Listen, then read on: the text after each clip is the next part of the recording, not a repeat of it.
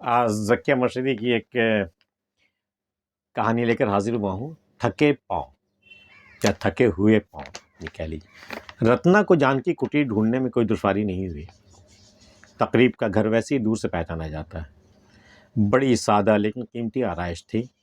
उसने दिल ही दिल में मीनाक्षी के घर वालों के ज़ौक़ की दाद दी। गेट पर इस्तकबाल करने वालों को हुजूम इतना ही था जितना मेहमानों का, लेकिन वो सिर्फ मीनाक्षी की बड़ी बहन को पहचानती थी, जो एक मर्तबा कॉलेज के किसी फंक्शन में आई थी। रत्ना को देखकर वो आगे बढ़ी और बड़ी खुलूस से इसको अंदर ले गईं। सहेलियों में घिरी मीनाक्षी ने दूर से नारा लगाया, हेलो मिस, आप आ गईं, so very sweet of you.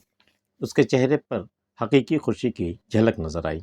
Meenakshi की बहन उसे वहां छोड़कर मुड़ रही थी कि उसने उन्हें मुखातिब किया, नीलू दीदी, आप मिस को ले जाकर 2-4 लोगों से इंट्रोड्यूस करा दीजिए, वरना यहाँ हम लोगों के बीच तो बोर हो जाएंगी। और वो अपनी एक सहेली के हाथ में पकड़े हुए नन्हे से आईने में देखकर अपना टीका दुरुस्त करने लगी। शादियों में जाना उसे सख्त नापसंद था। वो इनमें शिरकत करते करते उकता चुकी थी। पहले अपने हमउम्र सहेलियों की शादियों में शिरकत की, फिर उसने उन लड़कियों की शादियों में शिरकत की जो इससे छोटी थी, और अब उनकी बारी थी जो उनके सामने पैदा हुई थी। अब किसी शादी में शरीक होने को उसका जी नहीं चाहता। कमसिन लड़कियां उसके साथी नहीं थीं और शादीशुदा औरतों में मद्द फाजिल बन जाती थीं, मगर मीनाक्षी उसको बहुत अजीज़ थी, इसलिए जी कड़ा करके उसकी शादी में आ गई और अब कर्ब के इन लम्हात से गुजर रही थी जो हर महफिल और हर हंगामे में इसका मुकद्दर बन जाते थे। कॉलेज में भी यही हाल था। स्टाफ में वैसे तो कई कुंवारियाँ थीं, लेकिन एक को छोड़कर बाकी सब बहुत कम उम्र थी। किसी की मंगनी हो चुकी थी, किसी का स्टडी बॉय फ्रेंड्स मौजूद था, और जिसका ये सब कुछ नहीं था उसकी कम से कम उम्मीदें बरकरार थीं। इसलिए इसलिए कि ख्वाब देखने की उम्र अभी बाकी थी। सिर्फ वो थी जो न आकाश में थी न धरती पर, बीच में लटक रही थी। मेहमानों को डिनर के लिए कहा जा रहा था। मीनाक्षी की बहन उसे ढूंढती हुई आई और उसे टेबल पर बिठा गई जहाँ दूल्हा दुल्हन बैठे हुए थे। खामोशी से खाना खत्म करके रत्ना उठने लगी। बस खा चुकी हैं आप, ये मटर पुलाव और लीजिए गरम गरम। मीनाक्षी ने अचानक चौंक कर बड़ा रस्मी सा जुमला कहा, तो इसने भी चंद लम्हे उसके लिए वक्फ किया। आखिर वो उसकी चहेती टीचर जो थी। रत्ना को ऐसा लगा अब मीनाक्षी का रवैया भी उन मेहरबान शादीशुदा औरतों जैसा हो गया है जो अपनी गुफ्तगू में उसके लिए ज़बरदस्ती जगह बनाती थी कि वह अजनबी न बनी रहे। वो खड़ी हो गई। नहीं मीना, उसका लहजा खुश्क था, अब मैं चलूँगी, गॉड ब्लेस यू टू। दूल्हा की तरफ एक रूखी सी मुशफ़िकाना मुस्कुराहट फेंक कर वो आगे बढ़ गई। हॉस्टल आकर रत्ना ने कमरे की लाइट ऑन की, कपड़े बदले और बिस्तर में घुस गई। साइड टेबल पर पड़े हुए खतूत की तरफ हाथ बढ़ाया। पहला खत अम्मा का था, वही पुराना मजमून। बाबूजी की बीमारी, भैया की घटती हुई आमदनी, अब बढ़ते हुए खर्च, उनकी अपनी गठिया की शिकायत। नई खबर सिर्फ ये थी कि भैया के यहाँ फिर बेटी हुई थी। ये उनकी तीसरी बेटी थी। दूसरा खत इंश्योरेंस कंपनी का था और तीसरा सूफिया का। सूफिया उसकी राजदार सहेली थी और पाबंदी से खत लिखा करती थी। सूफिया को सर्विस भी रत्ना ही के कॉलेज में मिली थी, लेकिन फिर उसे बम्बई के किसी रिसर्च इंस्टीट्यूट में बड़ा अच्छा ऑफ़र मिला था और वो वहाँ चली गई। उसके जाने के बाद रत्ना को शदीद तन्हाई का एहसास हुआ था। कई बार रत्ना ने सोचा भी, अगर बाबूजी कम उम्री में इस कदर पाबंदियाँ नहीं लगाते तो शायद आज ऐसी ओल्ड मेड न बन गई होती। सूफिया का मामला दूसरा था। उसकी शादी बचपन में जिस लड़के से तय हुई थी, वो सूफिया की बदकिस्मती से पढ़ने में बहुत अच्छा निकला, आईपीएस में मुंतखब हो गया और यूं फुर से उड़ा कि सूफिया और उसके वालिदैन को हैरत करने की भी मोहलत नहीं मिली। पूजा की छुट्टियों में मैं घर जा रही हूँ। एक ज़माना हुआ घर गए हुए, फिर तुमसे मिलने को बड़ा जी चाहता। अगर तुम्हारा कोई प्रोग्राम ना हो तो तुम भी आ जाओ, सूफिया ने लिखा था। ठीक है सूफिया बेगम, आ जाऊंगी घर तुम्हारी खातिर, उसने ज़ेरे लब कहा और चौथा खत उठाया, फिर रखा, फिर उठाया। उसको छूते हुए रत्ना को ऐसा लग रहा था जैसे उसके अंदर बिच्छू बंद हो।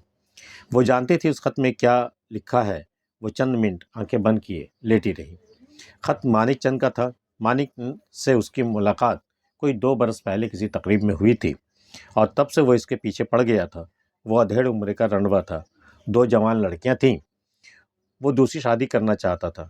रत्ना को ना उसकी अधेड़ उम्र पे एतराज़ था और ना गंजेपन पर और ना 2 जवान लड़कियों के बाप होने पर। अब इस उम्र में कुंवारा छूता परिजात तो मिलने से रहा, मगर रत्ना हत्थे से इसलिए उखड़ गई थी कि मानिक इस शादी को खुफिया रखना चाहता था। इसकी दूसरी शर्त थी कि उनके यहाँ बच्चे नहीं होंगे, लोग क्या कहेंगे, लड़कियां बड़ी हो गई हैं। एक मर्तबा उसने बड़ी खिसियानी सूरत बनाकर कहा था, उनके रिश्ते भी आ रहे हैं, 1-2 साल में दोनों के एक साथ ब्याह दूंगा। फिर अब बाकायदा बीवी का झंझट की आदत भी नहीं रही, वो और ज़्यादा चुगत नज़र आने लगा था। तुम कानपुर में रहना, नौकरी की ज़रूरत नहीं है, गुजारा पूरा दूंगा।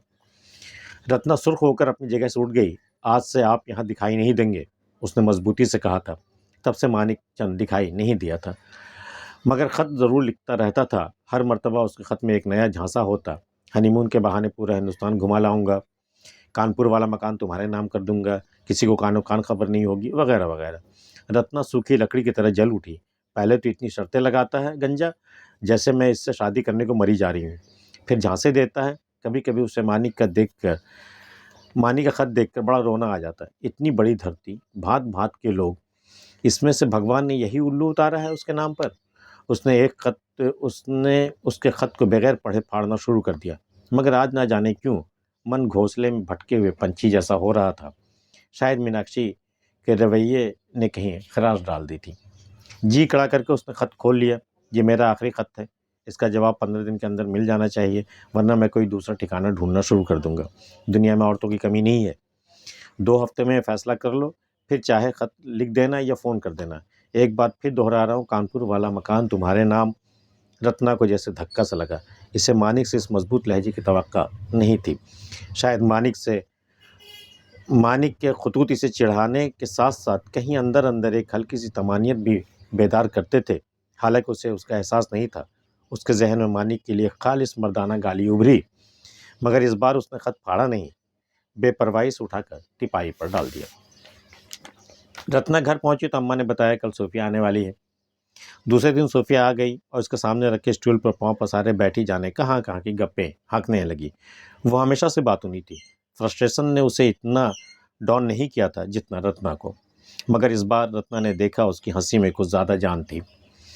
बढ़ती उम्र से चेहरे पर आ जाने वाली करख्तगी में वाज़ह कमी आई थी और खिलाफ आदत लिपस्टिक भी लगा रखी थी। क्यों रत्ना भाई, पूछा नहीं भला मैंने लिपस्टिक क्यों लगाए रखी है? उसने अचानक कहा। हाँ, मैं पूछने ही वाली थी।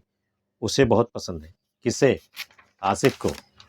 अब ये बुजुर्गवार कौन है ये ना पूछो, बस है। और इसके बाद सूफिया की गुफ्तगू आसिफ के गिर्द तेज़ी से घूमने लगी। आसिफ किसी फर्म में काम करता था। उम्र में सूफिया से 4-5 साल छोटा था, मगर बुरी तरह आशिक हो गया था। दोनों पाबंदी से मिलते थे। आसिफ को लिपस्टिक बहुत पसंद थी। वो हमेशा सफ़ेद कपड़े पहनता था। उसकी 5 बहनें थीं। शादी कब कर रही हो? रत्ना को यह सवाल पूछते हुए अपना दिल डूबता हुआ महसूस हुआ। शादी? इस पर तो मैंने गौर ही नहीं किया। वो भी हो जाएगी, शायद ना भी हो। ना हुई तो क्या फ़र्क पड़ेगा, ज़िंदगी जीने के लिए है। मैं अच्छी तरह जी रही हूँ। आसिफ ने ब्रश लेकर खाली कैनवस पर सतरंगी धनक बनाई है।